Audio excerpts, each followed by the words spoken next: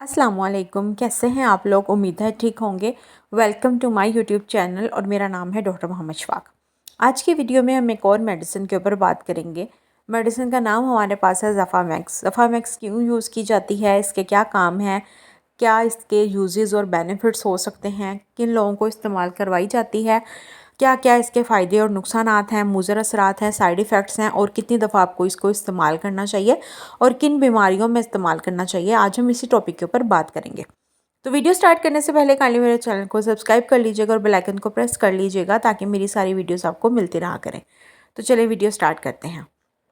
तो आज की हमारी मेडिसिन का नाम है ज़फ़ामैक्स। ज़फ़ामैक्स हमारे पास ब्रांड नेम है।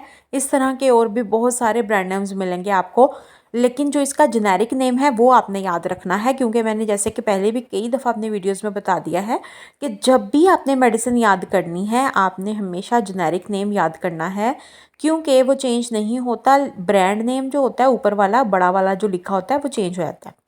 तो आपने याद कर लेना है जेनेरिक नेम, जो कि एजिथ्रोमाइसिन है। अब हम देखते हैं कि इसको क्यों इस्तेमाल किया जाता है, किन लोगों को दिया जाता है।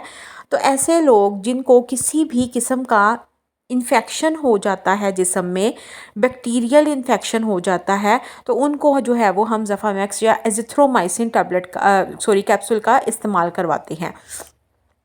अब एजिथ्रोमाइसिन हमारे पास एक बहुत ही अच्छी एंटीबायोटिक के तौर पे काम करती है।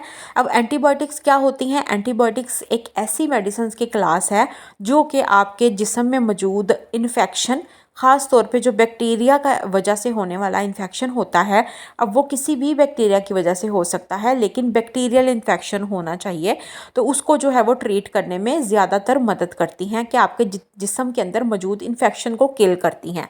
अब हम देखते हैं कि एजिथ्रोमाइसिन के क्या क्या इस्तेमालात हो सकते हैं और क्या क्या फ़ायदे हैं इसके और किन बीमारियों में इस्तेमाल की जाती है।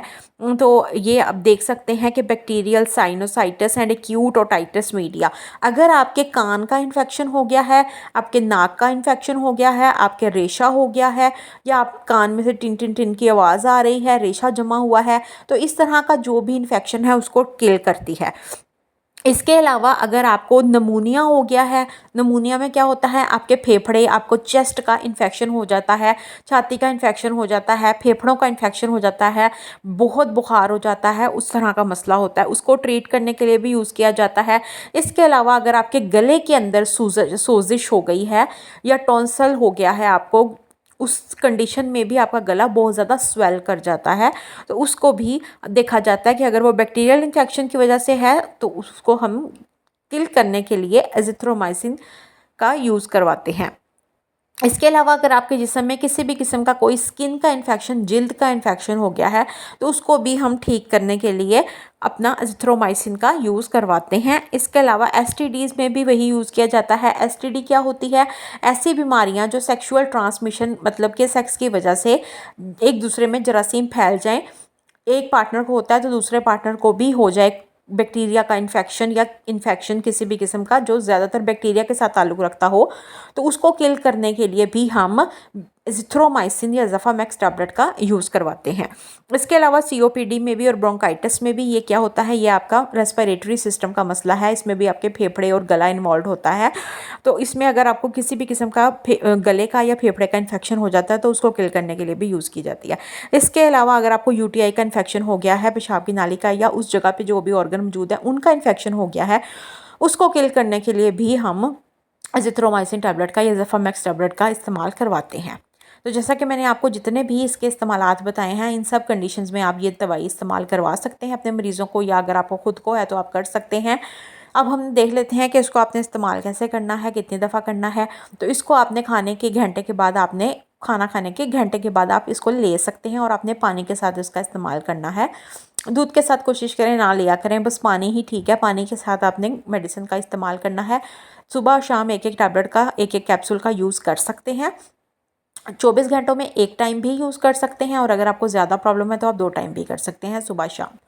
बहुत सारे लोगों को गले का इन्फेक्शन हो जाता है, खांसी होती रहती है, रेशा बहुत ज़्यादा हो जाता है, आँख से पानी आता रहता है, नाक बहता रहता है, तो उस कंडीशन में भी आप ये यूज़ कर सकते हैं, ये बहुत फ़ायदेमंद है। अब हम देखते हैं कि इसके बुरे असरात या मुज़र या साइड इफ़ेक्ट्स क्या क्या हो सकते हैं आप मरीज़ के अंदर। तो एक तो इसका साइड इफ़ेक्ट हो सकता है कि अगर आपको ये सॉल्ट सूट ना करे तो थोड़ा बहुत एलर्जिक रिएक्शन हो सकता है, तो आपने इसको चेंज कर लेना है किसी और मेडिसिन के साथ, कोई और अल्टरनेट एंटीबायोटिक ले लेना है। इसके अलावा और क्या इशू हो सकता है जी, इसमें आपको स्टमक को थोड़ा बहुत इरिटेट कर सकता है अगर आप बहुत ज़्यादा मिकदार में यूज़ करते हैं। जिगर को भी थोड़ा बहुत इफ़ेक्ट कर सकता है, लेकिन सिर्फ तब जब आप बहुत ज़्यादा इसका इस्तेमाल करते हैं और हर चीज़ में हर मतलब थोड़े थोड़े टाइम के बाद आप एंटीबायोटिक्स ले रहे हैं बगैर किसी वजह के, तब आपके बॉडी को ये डैमेज कर सकता है, आपके लिवर को भी और आपकी किडनी और यहाँ तक कि आपके स्टमक को भी डैमेज कर सकता है। तो आपने एंटीबायोटिक का इस्तेमाल कम से कम करना है और सिर्फ तब करना है जब आपको ज़रूरत हो, इसके अलावा नहीं करना।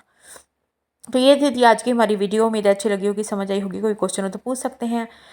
वीडियो को ज़्यादा शेयर कीजिएगा उन लोगों के साथ जो बहुत ज़्यादा मेडिसिन का इस्तेमाल करते हैं। इस तरह की ये वीडियोस जस्ट फॉर नॉलेज होती हैं। आपने वीडियोस देख के खुद से दवाइयाँ लेना नहीं शुरू करनी होती, क्योंकि हर इंसान की कंडीशन डिफरेंट होती है और उसके हवाले से मेडिसिन भी सिर्फ उतनी ही उसके लिए प्रेस्क्रिप्शन में लिखी जाती है। तो उम्मीद है जी आपको समझ आई होगी। कोई क्वेश्चन हो तो पूछ सकते हैं। आप चैनल को ज़रूर सब्सक्राइब कीजिएगा और ऐसे ही सपोर्ट करते रहिएगा। इंशाल्लाह मिलते हैं अगली वीडियो में। अल्लाह हाफ़िज़।